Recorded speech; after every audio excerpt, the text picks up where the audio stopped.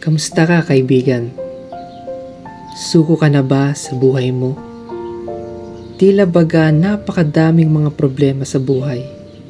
Problema sa bayarin, sa pag-aaral, sa pamilya, at sa kung ano-ano pang mga bagay na palagi mong iniisip ng sobra.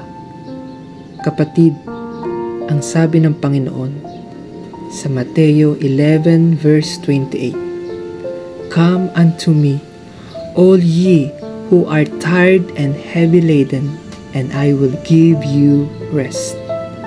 Kapatid, ang sabi nga, ang taong buong-buong binibigay ang kanyang mga kasalanan, ang kanyang mga pasanin, mga problema, kung ano-anong mga iniisip, kapag isinurrender ng tao sa Panginoon, nagtatamo siya ng tunay na kapayapaan.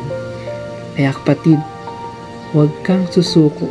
Lumapit ka kay Kristo Jesus na siyang iyong tunay na kaibigan at maasahan. Magandang umaga sa iyo, kaibigan.